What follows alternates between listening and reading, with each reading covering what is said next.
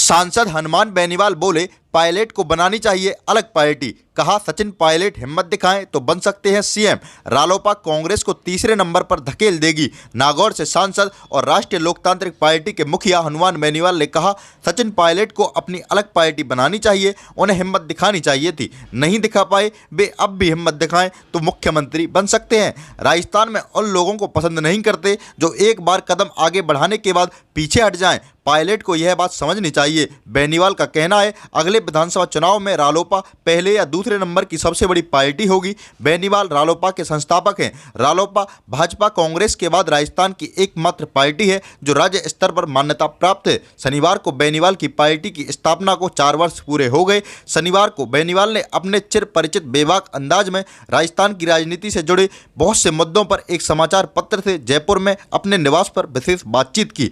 बेनीवाल से सवाल किया, रालोपा अपनी स्थापना के 4 वर्ष पूरे करके 5वें वर्ष में प्रवेश कर रही है, पार्टी खुद को कहां देखती है? बेनीवाल, हम आज के समय में राजस्थान की तीसरी सबसे बड़ी पार्टी हैं। हमारे 3 विधायक और 1 सांसद है। हमारी पार्टी के बहुत से जिला परिषद पंचायत समिति सदस्य निर्वाचित हैं। अगले विधानसभा और लोकसभा चुनावों में हम राजस्थान की पहले या दूसरे नंबर की सबसे बड़ी पार्टी होंगे। कांग्रेस या भाजपा से कोई एक जरूर तीसरे नंबर पर रहेगी। सवाल, तीसरे नंबर पर कौन सी पार्टी रहेगी? बेनीवाल, मेरे हिसाब से कांग्रेस तीसरे नंबर पर रहेगी। 2013 में भी कांग्रेस सत्ता में होते हुए 20-21 सीटों पर सिमट गई थी। पहले व दूसरे नंबर पर रालोपा और भाजपा के बीच मुकाबला होगा। सवाल, कांग्रेस की वर्तमान सरकार के बारे में आपका क्या कहना है? बेनीवाल, कांग्रेस के 2 फाड़ हो चुके हैं। एक फाड़ मुख्यमंत्री गहलोत का है तो दूसरा फाड़ सचिन पायलट का। यह पार्टी खत्म हो चुकी। साथ ही राजस्थान से वामपंथी बसपा बीटीपी का भी या तो सफाया हो गया या 2 फाड़ हो गए। सवाल,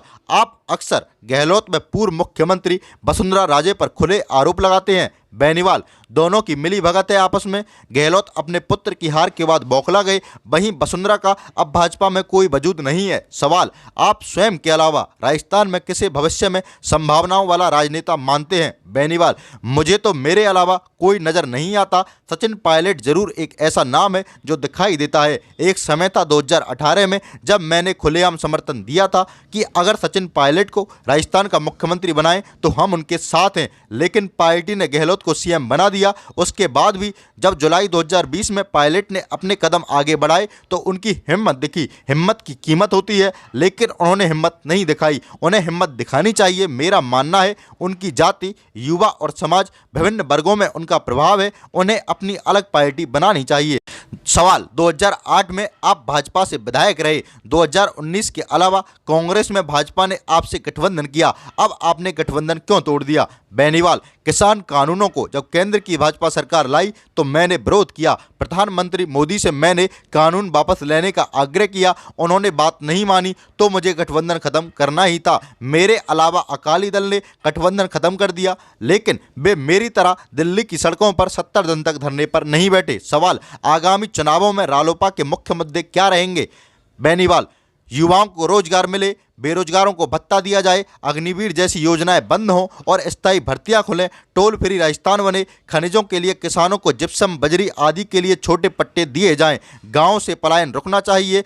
राजस्थान के फैसले दिल्ली से होते रहना कतई ठीक नहीं है। सवाल, कांग्रेस सरकार नए जिले बनाने की कवायद कर रही है, आपका क्या मानना है? क्या किसी शहर के लिए आपकी मांग है? बेनीवाल, मेरा मानना है राजस्थान में नए जिले बनने चाहिए। मेरी तो किसी शहर के लिए मांग नहीं है, लेकिन इतना जरूर है जिले का बनना मापदंड स्पष्ट हो। राजनीतिक आधार पर जिले ना बनाए जाएं। जो शहर वास्तव में जिले लायक हों उसे ही जिला बनाया जाए।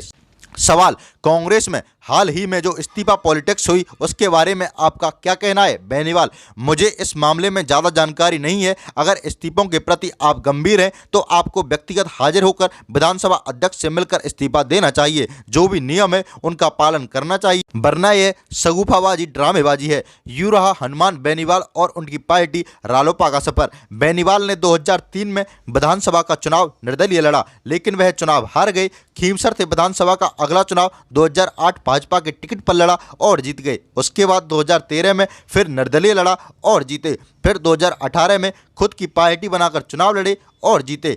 उनके साथ उनकी पार्टी के टिकट पर 3 विधायक और जीते। फिर हनुमान बेनीवाल की पार्टी से 2019 के लोकसभा चुनाव में भाजपा ने गठबंधन किया। नागौर से वे सांसद का चुनाव जीते। इस बीच राजस्थान में हुए 8 सीटों के उपचुनाव सहित पंचायत राज संस्थाओं के चुनाव में रालोपा के उम्मीदवार ने दूसरे और तीसरे नंबर पर वोट हासिल किए। गहलोत और वसुंधरा के दुर्विरोधी माने जाते हैं हनुमान बेनीवाल। हनुमान बेनीवाल मुख्यमंत्री अशोक गहलोत और पूर्व मुख्यमंत्री वसुंधरा राजे के दुर्विरोधी माने जाते हैं। वे अक्सर कहते हैं दोनों के बीच मिलीभगत है और वे एक दूसरे को सत्ता का हस्तांतरण करते रहते हैं। वे अक्सर दोनों नेताओं पर भ्रष्टाचार के आरोप लगाते हैं और राजस्थान को दोनों की राजनीति से मुक्त करवाने का आह्वान सभाओं और रैलियों में करते रहते हैं।